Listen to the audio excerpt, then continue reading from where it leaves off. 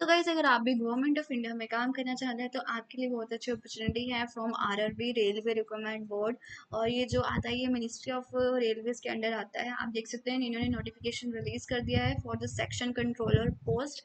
और इनका जो नोटिफिकेशन नंबर है वो है 3। और यहाँ पे आप इनकी जो ऑफिशियल वेबसाइट है वहाँ पे जाके आप करियर सेक्शन पे जाके 3 जो नोटिफिकेशन नंबर होगा वहाँ पे आप क्लिक करके इस पीडीएफ को डाउनलोड कर सकते हैं।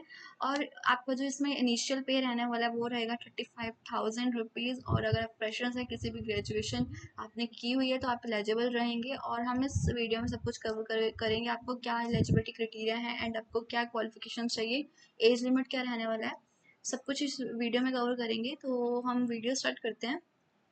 सबसे पहले आप देख सकते हैं जो इनको एप्लीकेशन फॉर्म है वो एक्टिव हो चुका है।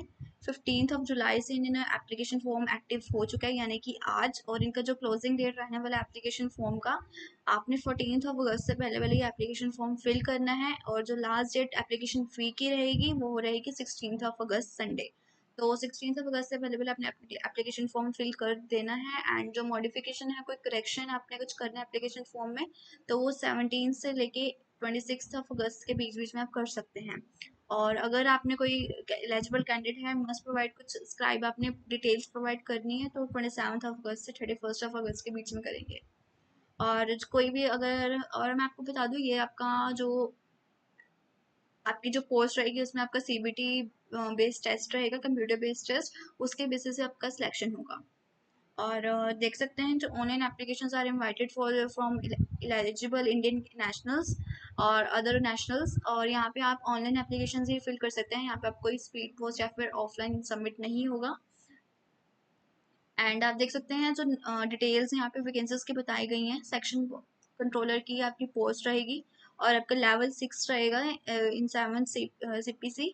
और आपका इनिशियल पे रहेगा 35,000 रुपीज़ 400 रुपीज़ 35 यानी कि 35 आपकी 1,000 रुपीज़ सैलरी रहेगी, इनिशियल पे रहेगी और आपका एनुअल इंक्रीमेंट भी होगा। और यहाँ पे मेडिकल स्टैंडर्ड आपको चाहिए होगा A2। एंड यहाँ पे एज लिमिट आपकी रहने वाली है 20 से लेके 33 ईयर्स आपकी एज लिमिट रहेगी। और जो देख सकते हैं टोटल वैकेंसीज आई हैं वो 119 टोटल वैकेंसीज आई हैं। और यहाँ पे आपको मैं बता दूं, अगर कोई जैसे कि कोई कैंडिडेट है जिसका कोई फाइनल रिजल्ट अभी तक नहीं आया और 14 अगस्त तक आ जाता है तो आप एलिजिबल रहेंगे। अगर 14 अगस्त के बाद आएगा आपको कोई फाइनल रिजल्ट तो आप एलिजिबल नहीं रहेंगे इस पोस्ट के लिए।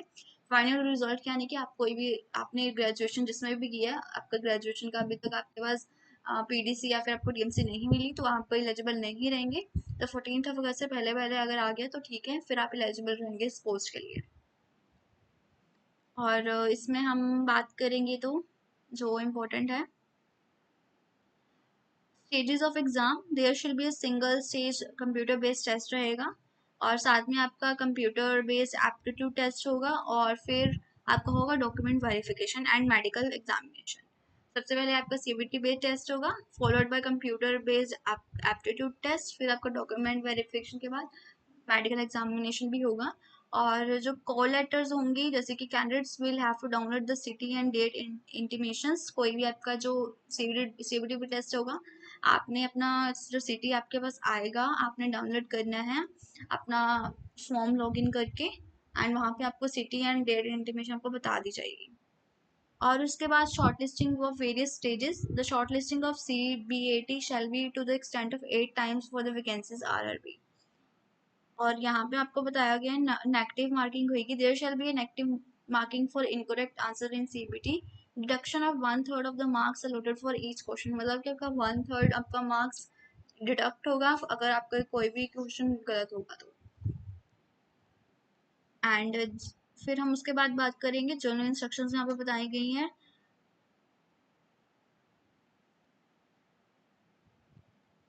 और यहाँ पे नेशनैलिटी की बात करें तो अगर आप सिटीजन ऑफ इंडिया या फिर नेपाल या फिर भूटान से हैं तो आप अप्लाई कर सकते हैं इस पोस्ट के लिए।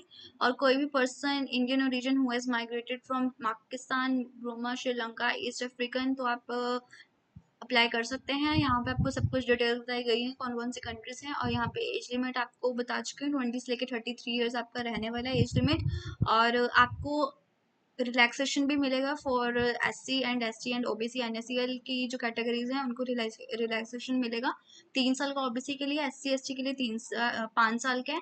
और जो एक्स सर्विस मैन रहने वाले हैं जो अनरिजर्व या फिर EWS के हैं उनका 3 साल का है। और अगर OBC NSCL के एक्स सर्विस मैन है तो 6 साल का रहेगा। और SC ST के लिए 8 साल का रहेगा। और यहाँ पे आपको सब कुछ डिटेल बताएंगे अगर PWBD के लिए या फिर candidates who serving group C and otherwise group D railway staff. तो यहाँ पे आपको डिटेल्स बताई गई हैं। No age relaxation is allowed to ST ST OBC and non candidates applying against unreserve vacancies. अगर आप कोई अनरिजर्व वैकेंसी के लिए अप्लाई करेंगे SC ST OBC NLC के बेस पे, आप तो फिर एलिजिबल नहीं रहेंगे, मतलब आपको कोई एज रिलैक्सेशन नहीं मिलेगा। और यहाँ पे qualifications है, candidate must have the minimum education qualification prescribed in the sent from the recognized institute. और दोज मैं आपको बता चुकी हूँ, अगर आपका कोई रिजल्ट नहीं आया 14 अगस्त से पहले पहले तो आप एलिजिबल नहीं रहेंगे इस पोस्ट के लिए। और जो एग्जामिनेशन फ़ी रहने वाला है for all candidates will be 500 rupees. अगर कोई फीमेल है, ट्रांसजेंडर है, एक्स सर्विस मैन है और बिलोंगिंग टू SC ST या फिर PWBD EBC के लिए, तो आपकी जो फ़ी है वो है 250 रुपीज़ रहेगी। और जो मोड ऑफ फ़ी पेमेंट होगा आपका ऑनलाइन एप्लीकेशन जैसे कि ऑनलाइन ही होगा, और फ़ी पेमेंट भी आपकी ऑनलाइन ही ट्रांसफ़र होगी थ्रू UPI या फिर क्रेडिट कार्ड से आप कर सकते हैं। नेक्स्ट हम बात करेंगे रिक्रूटमेंट प्रोसेस की। Only single online application has to be submitted by the candidate. आप अगर कोई एप्लीकेशन के लिए आप अप्लाई करें तो आपका सिर्फ एक एप्लीकेशन फॉर्म ही फिल होना चाहिए। अगर आप दो करेंगे तो मतलब आपका एप्लीकेशन फॉर्म रिजेक्ट हो जाएगा। और यहाँ पे प्रोसेस बताया गया है कि कैसे होगा। पहले तो आपका single stage computer based test होगा CBT, उसके बाद आपका कंप्यूटर बेस्ड एप्टीट्यूड टेस्ट होगा, और फिर आपका डॉक्यूमेंट वेरिफिकेशन के बाद आपका मेडिकल एग्जामिनेशन होगा। मतलब आपको 4 स्टेजेस में आपका टेस्ट लिया जाएगा, उसके बेसिस पे आपको फिर सिलेक्ट किया जाएगा। और जो कंप्यूटर बेस्ड टेस्ट है उसका जो टोटल ड्यूरेशन रहने वाला है वो 120 मिनट्स रहेगा। और जो टोटल क्वेश्चंस होंगे 100 क्वेश्चंस होंगे and there will be negative marking, 1/3 आपका मार्क्स डिडक्ट होगा।